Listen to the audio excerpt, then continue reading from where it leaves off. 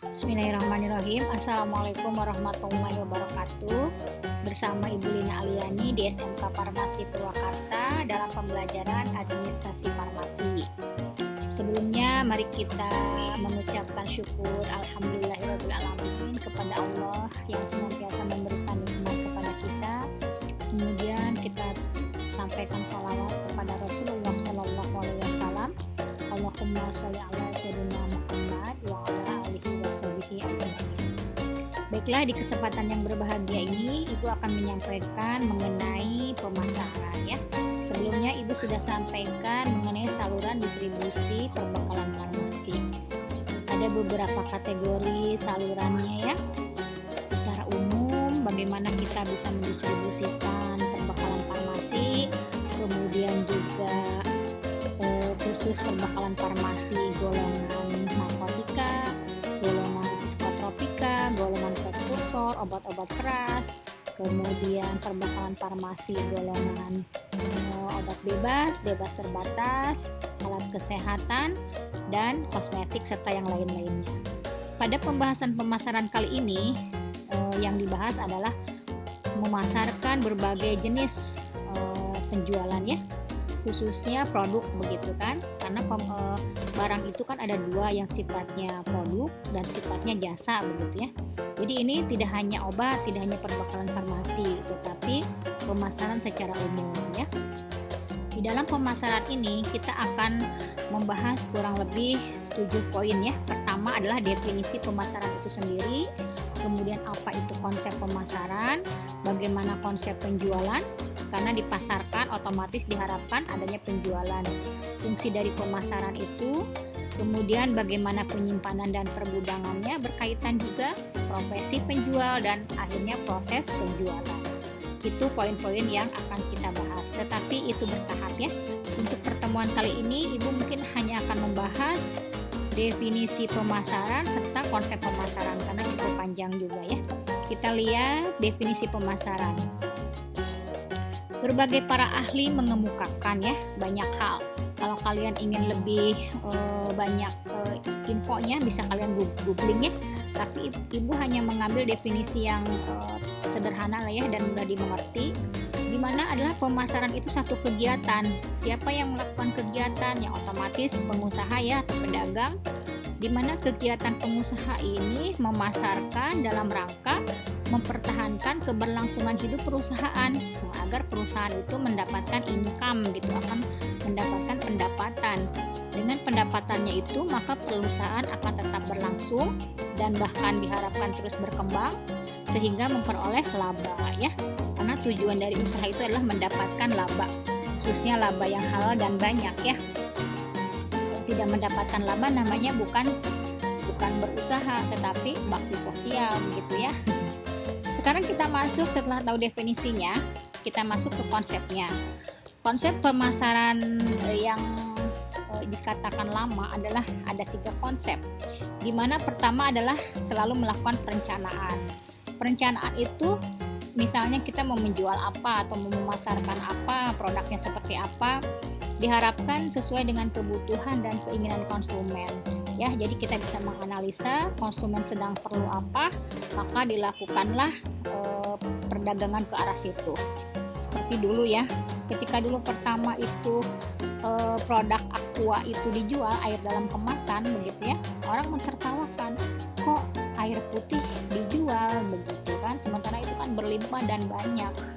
Ternyata orang itu mampu menganalisa kebutuhan dan keinginan konsumen ketika bepergian dan ingin lebih simpel ya, air itu mudah diperoleh, maka disediakan dalam bentuk kemasan ya. Sekarang sangat banyak ya orang-orang memproduksi air minum dalam bentuk kemasan. Berikutnya adalah sistem pemasaran yang terpadu. Nah, jadi artinya tidak terpisah-pisah, melainkan menyeluruh begitu ya, terpadu. Jadi di sini ada istilahnya integrating marketing. Jadi saling berkesinambungan antara kebutuhan konsumen, keinginan konsumen, kemudian nanti budaya konsumen, kemudian dari pendapatan konsumen begitu kan, dari melihat kondisi cuaca dan berbagai faktor selalu dilibatkan dalam pemasaran ini ya. Kemudian yang terakhir adalah pasti menginginkan tercapainya tujuan akhir. Tadi diingatkan kembali bahwa tujuan akhir adalah laba. Selain laba khususnya itu bagi pedagang, maka timbal baliknya bagi pihak pembeli adalah kepuasan ya, bahwa konsumen mendapatkan barang yang dibutuhkan dan sesuai dengan keinginan dengan memiliki rasa puas, tidak terpaksa begitu ya dengan belanja dengan ngedumel begitu ya, karena misalnya pelayanan yang tidak memuaskan, produk yang tidak sesuai dengan ekspektasi ya. Kalian bisa melihat ketika di medsos bagaimana dalam gambar baju itu kelihatannya bagus begitu ya, tapi ketika sampai ke konsumen ternyata tidak sesuai dengan apa yang dibayangkan atau apa yang tampak di fotonya itu begitu ya. Nah itu adalah jangan sampai seperti itu. Baru konsep pemasaran yang modern disebut juga dengan 4P, 4 konsep dasar ya. Meskipun terus berkembang, ada yang sampai 7P ya, atau bahkan 9P, itu perkembangan-perkembangan dari konsep dasarnya yang 4 ini begitu. Yang 4 ini meliputi produk atau produk ya, price yaitu meliputi harga, place tempat, dan yang terakhir promotion atau promosi. Jadi 4 ini akan kita ramu apa aja konsep dasar yang bersangkutan dengan produk, apa aja konsep dasar yang bersangkutan dengan price atau harga, apa aja yang berkaitan dengan tempat begitu, dan yang terakhir bagaimana cara mempromosikan dari produk itu sendiri. Kita masuk secara detail kepada 4P ya. Pembahasan pertama adalah produk. Otomatis produk itu tadi diharapkan sesuai dengan kebutuhan dan keinginan konsumen ya. Pertama dilihat dari merek ya, memang sih kita nggak beli merek begitu, tetapi ketika orang sudah branding ya, mereknya itu sudah mendunia, maka ada gengsi tertentu orang membeli produk tersebut. Misalnya kita melihat ada pakaian atau kaos kelihatannya biasa saja bagi kita orang awam, tapi ternyata harganya mahal ratusan ribu. Ternyata dia punya merek, misalnya merek-merek terkenal begitu ya, atau sepatu misalnya merek Adidas, merek apalah, atau tas ya, tas Hermes misalnya gitu, atau tas-tas tertentu lah yang harganya bagi kita mungkin tidak masuk akal ya, tapi karena dia punya merek dan pasti juga berkaitan dengan kualitas bahan ya, dan kemudian juga berkaitan dengan nilai apa ya, estetika atau kemasannya juga berkaitan tuh, bagaimana sepatu atau tas itu dibuat secara limited edition begitu ya. Tidak setiap orang memiliki bentuk atau kemasan tas yang seperti itu umpama begitu ya. Itu akan mempengaruhi tadi merek atau branding, kemudian kemasannya pun demikian ya. Kita kan sekarang misalnya beberapa kemasan air dalam kemasan pun beraneka ragam ya. Kita bisa mengamati semakin kemasannya menarik, maka pasti harga pun akan bicara ya, karena pasti memerlukan dana yang lebih untuk membentuk kemasan yang menarik ya. Kemudian juga trading up. Jadi ada istilah trading up, harga tinggi. Di sini untuk kalangan-kalangan tertentu ya, dan dengan kualitas bahan tertentu, maka harga menjadi mahal atau tinggi itu tidak masalah. Bahkan bagi orang-orang yang berduit, dia tidak akan mau kalau harganya murah ya, meskipun sama-sama kualitasnya bagus, tetapi bagi orang yang punya uang, maka dengan harga mahal itu dia menaikkan gengsinya dia ya. Jadi perusahaan pun harus mampu membaca hal seperti itu di pasaran ya, kebutuhan konsumen seperti itu. Kemudian kebalikannya dari trading up adalah trading down, harga yang rendah ya, otomatis disesuaikan juga dengan pasar dan lingkungan. Tapi bukan berarti harga murah itu jelek kualitas ya, semua akan disesuaikan. Kemudian itu yang kita sudah bahas mengenai produk. Kita masuk ke 4P yang kedua, yaitu price atau harga. Tadi harga, ada istilahnya skimming price atau harga tinggi. Tadi ya berkaitan dengan trading up, bahwa produk-produk tertentu dengan harga yang tinggi, kualitas tertentu, kemudian hanya dimiliki oleh orang-orang yang berpenghasilan atau konsumen dengan penghasilan yang tinggi ya. Itu merupakan strategi dari harga atau price. Kebalikannya dari skimming harga adalah penetration price. Ini penetrasi harga yang pasaran gitu ya, menguasai pasar. Di mana satu pasar dengan merek tertentu akan direbut oleh kita. Misalnya kita membuat produk yang umum ya, tetapi dengan harga yang murah, sehingga orang beralih membeli produk kita ya. Dan itu tidak dianggap sepele, misalnya untung cuma Rp10 begitu kan, tetapi yang terjual sampai 1 miliar item, maka kita untung 10 miliar begitu ya. Nah, jadi ketika harga rendah dan untung sedikit, tapi kalau penjualannya banyak, maka dikalikan juga menjadi untung yang besar ya. Masuk ke 4P yang ketiga.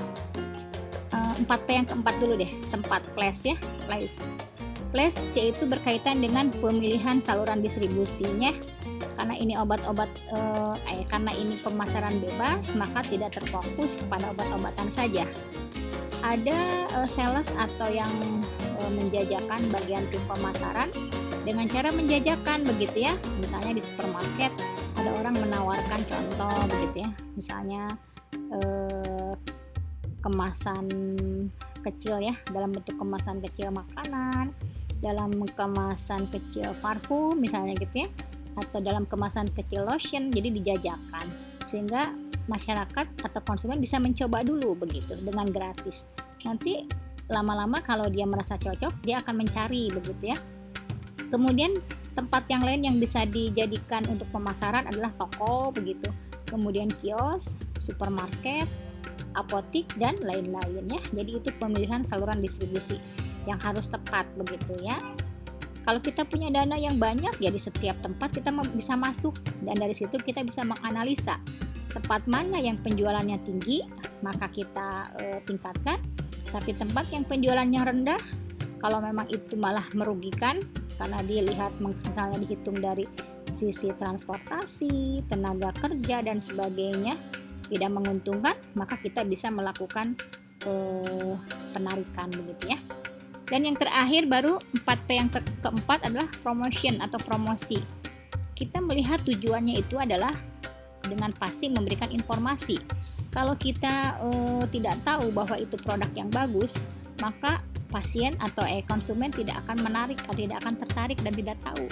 Promosi yang sangat efektif itu misalnya sekarang lewat medsos ya, atau kalau dulu lewat TV. Sekarang iklan itu TV masuk, maka harganya itu luar biasa karena dihitungnya per individu yang menonton iklan TV itu.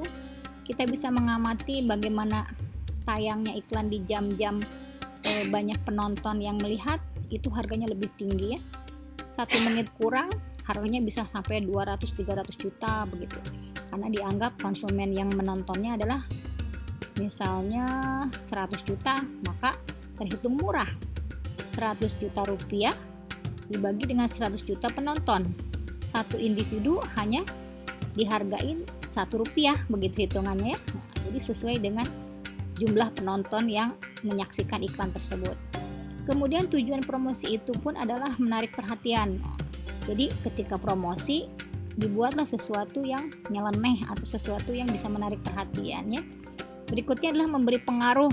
Setelah mendapatkan perhatian, kita berusaha mempengaruhi ya, sehingga dengan pengaruh itu diharapkan dia membeli ya, sehingga akan meningkatkan penjualan. Jadi itu adalah 4 dari tujuan promosi ya, atau promotion. Apapun itu harus mampu mempromosikan. Mungkin awalnya ya, karena modal kita sedikit, promosinya keluarga, dari mulut ke mulut begitu kan, kemudian dari antar teman, jejaring teman, kemudian juga dari grup-grup medsos, WA gitu ya, dari Facebook ya. Itu pun satu bentuk promosi yang sangat efektif ya. Semua akan disesuaikan dengan kantong atau keuangan yang kita miliki. Berikutnya yang lebih detail, ada yang dikatakan dengan elemen promosi begitu ya. Di dalam elemen promosi ini, kita memperhatikan yang disebut dengan personal selling. Jadi ini adalah personal selling itu bagaimana mempromosikan dengan unik. ya, itu kadang timbul secara refleks ketika di lapangan ya. Jadi kreativitas daripada salesman untuk menarik perhatian pembeli ya.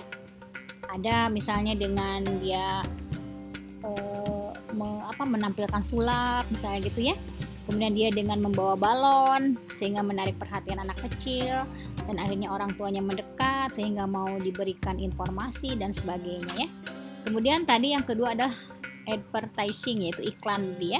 Sudah Ibu cukup beri penjelasan panjang lebar, di mana iklan ini sangat-sangat berpengaruh ya, baik iklan antar keluarga dari mulut ke mulut, kemudian juga lewat medsos, dan yang lewat TV begitu ya, iklan TV, kemudian juga koran mungkin kalau dulu ya, meskipun sekarang sudah tidak begitu laku koran ya, diganti menjadi